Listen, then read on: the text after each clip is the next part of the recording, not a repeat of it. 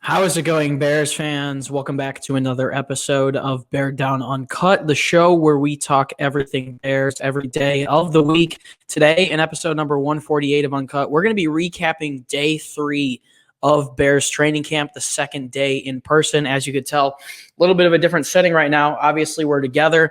Me and Parth actually went to training camp today. First ever podcast, I guess, recorded live in person. So that's a little bit exciting, but I am your host, Chris and Parth. I am joined, obviously, by Parth Shaw. Parth, what were your thoughts on that? Training camp was awesome today. Like you said, this is the first time we're recording together in person, so that's new. It's kind of fun too. I mean, we've done live stream together, yeah. So that was fun as well. But a little change of scenery. But yeah, we just got back from training camp. It was a long day. Had to get up early, like 6 a.m. But it's 1 o'clock now, and we're just gonna, talk about how training camp was today. Yeah, definitely a lot to cover today. But you guys have been incredibly supportive all day. If you've been following us on Twitter, we've been live tweeting all day at camp. We appreciate you guys for the support. If you want Bears content every day of the week, we're going to keep covering training camp. This is really our bread and butter. So do us a favor wherever you're listening. Drop a like, subscribe.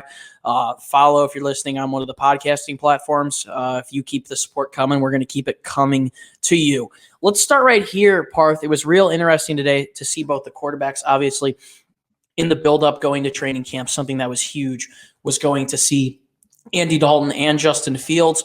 Both of them looked pretty good today. What did you see out of both of them? Both of them looked pretty confident. I thought Justin looked a little bit more sharp. I thought, Andy Dalton had a couple throws where he could have definitely found a better ball placement, but both of them look good. I think Nick Foles also looked good, but like you said, he plays against third stringers. But it was fun to watch Justin Fields live. I think that was just the most fun part about today, just seeing him throw the ball and seeing how he carries himself. And he's all like Chris tweeted out, how he's the last person off the field, first person on the field. So just seeing him in person was awesome. And then Andy Dalton, I think he gets a lot of hate for no reason. Yeah. He looked good today. He can throw the ball nice. He had a couple passes to Allen Robinson, which were impressive. A lot of play action was being used during practice as well, so that's something to keep an eye out for during the season. Yeah, I do think Andy Dalton gets a lot of flack that he doesn't really deserve. He was pretty solid today. Had a couple of troubles avoiding pressure in some instances. Obviously, they're not going as hard as they can, but Fields was pretty evasive in the pocket, was working on his 7-step drop, looks really quick.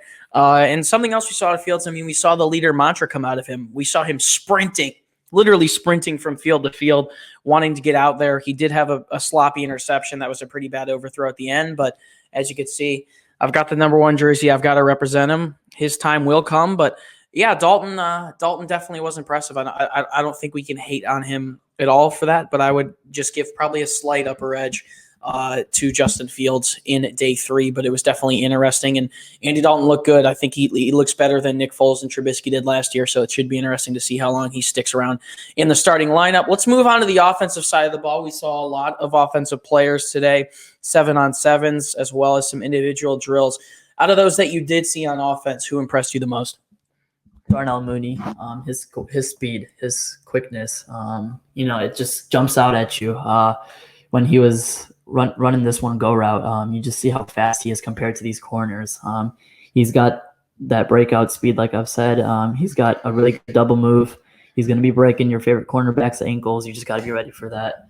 And he's Jaylen Ramsey's father, so nothing much to be said about him. And we also got to meet him today, but we got a lot more to talk about that as well. Yeah, in terms of players that impressed me on offense, Mooney was great. It was great to see David Montgomery as well. I tweeted out about him, how quick he looked. He only continues to get better. I think he'll be a top 10 running back in the league this year, but quick cuts, quick moving from him. Obviously I could go on about someone like Fields. I think another one that definitely impressed me was Cole Kmet.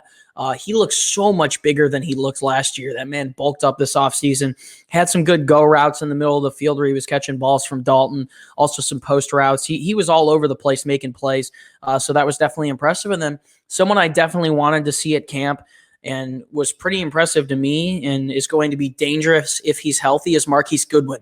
Not only was he a super nice guy, we got to catch up with him for a little bit after camp, but he was all over the field making catches with that first team offense, and I think he's going to be really impressive in Chicago, looking to take that slot spot. Demir Bird, we saw him returning some punts. Didn't see him doing much offensively, but should be interesting to see who wins that competition for the slot role, obviously considering Daz Newsome's coming back as well. Players we didn't see today, Eddie Jackson, Tariq Cohen, Jermaine Ifedi. So it should be interesting to see what happens when those guys get back, but wide receivers are definitely heating up.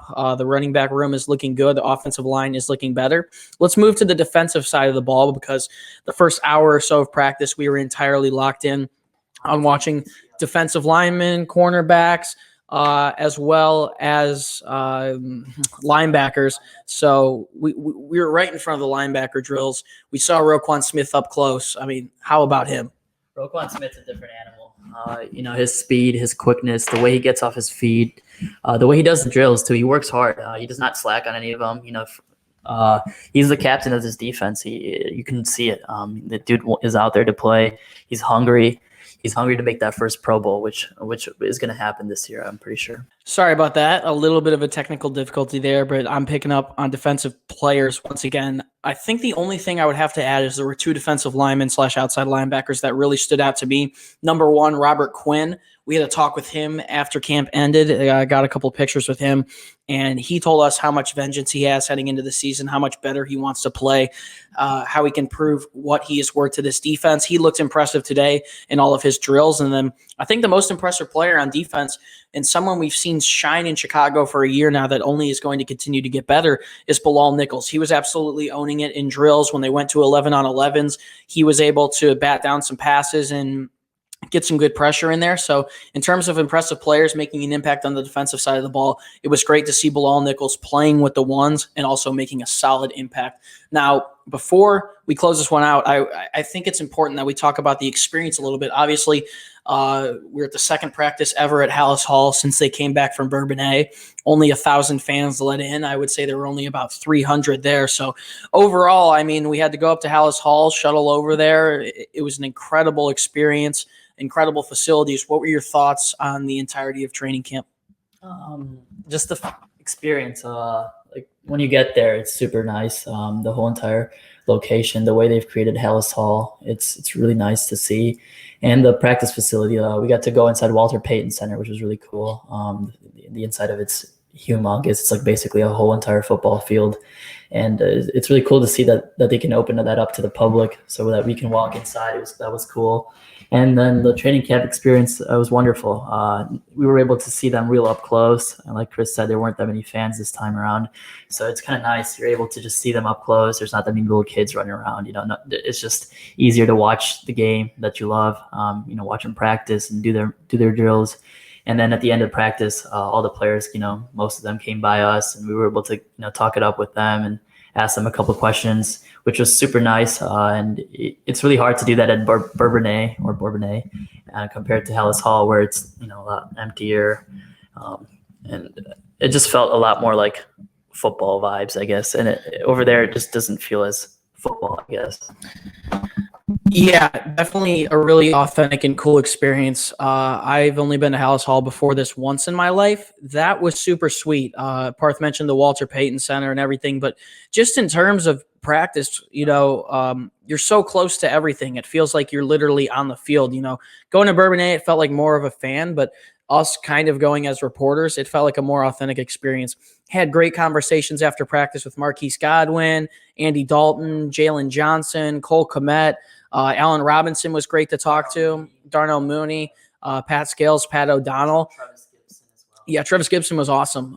So many great experiences with the players, and we were able to get a lot closer than we normally were able to. We definitely want to go back again and keep covering this in person. You guys absolutely loved it, so we're going to try and get back there for sure. But Thank you guys so much for tuning into episode number 148 of Uncut. Before you leave, do us a favor, drop a like, subscribe, follow, whatever platform you're listening on. We're going to keep bringing you guys content every day of the week in terms of training camp, getting you guys as much info as possible and covering it in person. And we want to bring you guys along. We're going to try and get some extra training camp tickets. I know they're hard to come by, but definitely want to dissolve you guys into the experience as well. It was really cool for us, and we want to bring you guys along. But if you want more content from us, head over to our website, beareddown.com. You can follow us on social media. We're doing some giveaways soon. That's on Instagram and Twitter at Beared Down. And finally, you can find the links to all of our personal social media pages down in the description, myself as well as Parth. Definitely follow our Twitters. We've been going ham on Twitter, and we'll continue to do that. So check us out on Twitter. And that is pretty much it. Parth, any last words before we sign off? Nothing else. I mean, you explained it all pretty well. If we can go back, that'd be awesome as well. I'd love to go back to see them practice. And that's about it. Yeah, and I think something else we have to take from this, we should start doing more of these in person. It's a different experience, but it's actually good having a conversation with an actual human being. It's a little harder, not going to lie. I felt a little bit more shy talking. I don't even know. It's just a little bit different, but it's something you gotta get used to. It's a little bit different than just sitting in your own room and with your lights on, and you got your own mic and your computer. You got Chris next to me. I gotta look at you. In case you guys did not know, we actually are friends in real life. We did meet on the internet 4 or 5 years ago, but it's turned into a blossoming friendship, and hopefully a lot more trips down to Hallis Hall coming in the future. Yep, absolutely. Well, thank you guys so much for tuning in once again. It's been a pleasure to be your host. My name is Chris Maltby, and Bears fans, as always, do us a favor and stay safe and bear down. We'll see you in the next one.